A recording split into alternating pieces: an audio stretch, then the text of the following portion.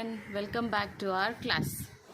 Today I am here to discuss about few more experiments in order to prove that process of photosynthesis. So today we are going to prove carbon dioxide is necessary for photosynthesis. This is the aim what we have to write. So next one is apparatus. What are the apparatus we have to take? Few either drops of potassium hydroxide, or we can take pellets of potassium hydroxide, and a very healthy potted plant, a wide mouth opened glass bottle, splitted cork. So these are the apparatus. What is the procedure? We have to take a healthy potted plant. Before doing the experiment, we have to destarch these leaves. That means we should not expose this plant to the sunlight in order to remove the starch from the plant. After a week, take this healthy potted plant. Take a leaf in the same way. I'll show you the apparatus in the same way, as half of the leaf should be kept in the bottle. As we know the fact that empty vessels or the empty bottle consists of carbon dioxide. So now whatever we are doing the experiment, we have to remove the carbon dioxide before that. So in order to remove carbon dioxide, we have to place a few pellets of potassium hydroxide in that bottle. This potassium hydroxide pellets helps to remove the carbon dioxide from this empty bottle. Now take a leaf, but don't remove that leaf from the plant. Just take a leaf in such a way that half of the leaf should be kept inside the bottle from the splitted cork, and half of the leaf should be kept outside the bottle from the splitted cork. Just leave that for a few hours. After a few hours, if we observe, the half of the part of the leaf which is kept inside the bottle doesn't change its color. It remains same. That means pale color, because already we have destarched the leaf. And half of the part of the leaf which is kept outside the bottle turns into bluish black color, which proves that by utilizing the gases, that is carbon dioxide present in the air or atmosphere, along with the sunlight and minerals from the soil and nutrients, it undergoes photosynthesis. This process is otherwise called as, this experiment is otherwise called as Moll's half-leaf experiment, because this experiment was proved by the scientist Moll. So this is the experiment by which we can prove that carbon dioxide is necessary for photosynthesis. Just have a look at the apparatus for this experiment now.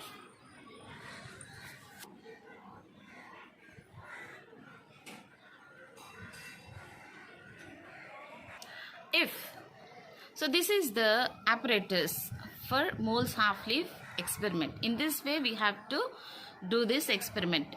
If energy is released when carbon dioxide and water is utilized, by this oxygen is liberated. If oxygen is liberated from this plants, the oxygen which is inhaled by the human beings, or we can say the living organisms, carbon dioxide is necessary for photosynthesis. So what does that changes? How does the changes occur?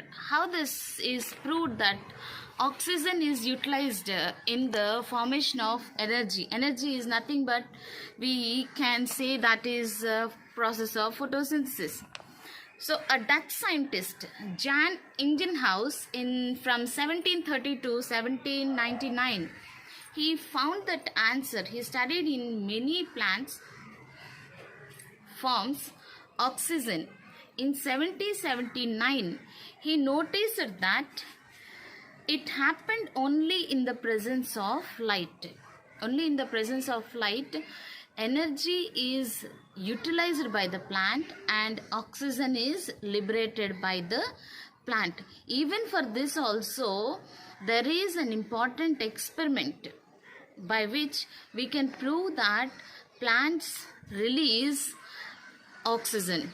Before telling you this experiment, I would like to show you the apparatus. After seeing the apparatus, I'll tell you what is that process. This is the apparatus for this another experiment. This experiment is to prove that oxygen is produced during photosynthesis in the presence of sunlight. For this, we have to take, what is the apparatus we need to take? We have to take a glass beaker with a test tube, a funnel, Elodea plant or Hydrilla plant. These are aquatic plants. So with this apparatus, we have to do the experiment in order to prove oxygen is produced during photosynthesis. So what is the procedure to do? How to prove that oxygen is produced during photosynthesis? Right. What we have to do is take a beaker full of water. In this, you have to keep a test tube in inverted position. That means upside down position.